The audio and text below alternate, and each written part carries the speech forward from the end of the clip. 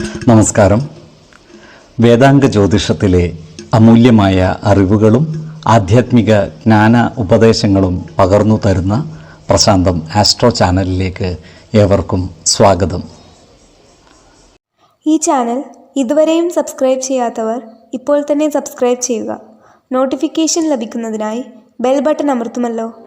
ഒപ്പം channel like ചെയ്യുക, share ചെയ്യുക, കമൻറ്റ് ചെയ്യുക. കൊല്ലവർഷം 1199 കർക്കിടക സംക്രമം വിശാഖം നക്ഷത്രത്തിലാണ്.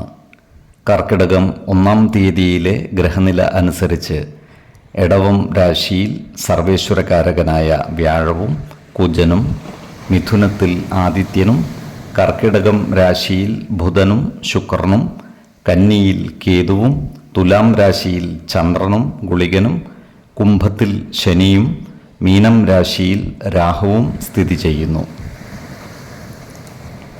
ഭരണി നക്ഷത്രത്തിൽ ജനിച്ചവർക്ക് കർക്കിടക മാസം ഗുണദോഷ സമ്മിശ്രമായിരിക്കും.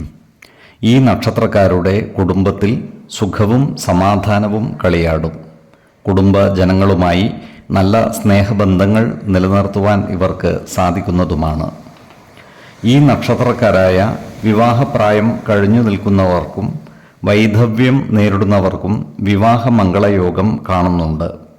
എന്നാൽ വിശ്വാസികളായവർക്ക് വിവാഹകാര്യത്തിൽ ഉചിത തീരുമാനമെടുക്കുന്നതിന് ജാതക പരിശോധന നടത്താവുന്നതുമാണ്. ജ്യോതിഷ പ്രശ്നചിന്ത ചെയ്ത് ഈശ്വരാധീനം മനസ്സിലാക്കുന്നതും ഗുണകരമായിരിക്കും. ഈ നക്ഷത്രക്കാരുടെ രക്ഷിതാക്കൾക്ക് ഐശ്വര്യ വർധനവ് ഉണ്ടാകുന്നതാണ്. സാമ്പത്തിക കാര്യങ്ങൾ കൈകാര്യം ചെയ്യുമ്പോൾ ഇവർ ജാഗ്രത പാലിക്കേണ്ടതുമാണ്. അപ്രതീക്ഷിതമായ സാമ്പത്തിക നഷ്ടം വന്നു ചേരുവാനുള്ള സാധ്യതകളും കാണുന്നുണ്ട്. അതിനാൽ ഓഹരി വിപണികളിലും മറ്റും നിക്ഷേപിക്കുന്നവർ കൂടുതൽ ശ്രദ്ധ പുലർത്തുന്നത് ഗുണകരമായിരിക്കും. ഈ നക്ഷത്രക്കാരായ വിദ്യാർത്ഥികൾക്കും മറ്റു പഠിതാക്കൾക്കും അനുകൂലമായ കാലമാണ്. പരീക്ഷകളിൽ ഉന്നത വിജയം നേടുവാൻ ഇവർക്ക് സാധിക്കുന്നതുമാണ്. പ്രത്യേകിച്ചും ഗവേഷണ വിദ്യാർത്ഥികൾക്ക് പഠന രംഗത്ത് പരിശോഭിക്കുവാൻ സാധിക്കുന്നതുമാണ്. ഈ നക്ഷത്രക്കാർ ആരോഗ്യകാര്യങ്ങളിൽ ഒരു പ്രത്യേക ശ്രദ്ധ പതിപ്പിക്കേണ്ട ഒരു മാസമാണ് കർക്കിടകം. പ്രത്യേകിച്ചും ജനനേന്ദ്രിയങ്ങളുമായി ബന്ധപ്പെട്ട അസുഖങ്ങൾക്ക് മരുന്നു കഴിക്കുന്നവർ കൃത്യമായ വൈദ്യ പരിശോധനകൾ നടത്തേണ്ടതും ഡോക്ടർമാരുടെ നിർദ്ദേശമനുസരിച്ചുള്ള മരുന്നുകൾ മുടങ്ങാതെ കഴിക്കേണ്ടതുമാണ്. ഏതൊരു കാര്യം ചെയ്യുമ്പോഴും 2 വട്ടം ആലോചിച്ചു മുന്നോട്ട് നീങ്ങുന്നതാണ് ഗുണകരമാവുക.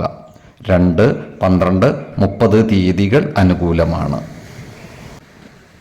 ഈ നക്ഷത്രക്കാർ ജനിച്ച സമയത്തെ അടിസ്ഥാനമാക്കിയുള്ള ജാതകത്തിലെ ലഗ്ന രാശിയുടെയും ലഗ്ന അധിപന്റെയും സ്ഥിതിയും ശുഭ പാപ ഭാവങ്ങളുടെ സ്ഥിതിയും ഓരോ രാശിയിലെയും ഗ്രഹങ്ങളുടെ സ്ഥിതിയും അനുസരിച്ച് ഇവരുടെ പൊതുഫലത്തിൽ ഏറ്റക്കുറച്ചിലുകൾ ഉണ്ടാകുവാനിടയുണ്ട്.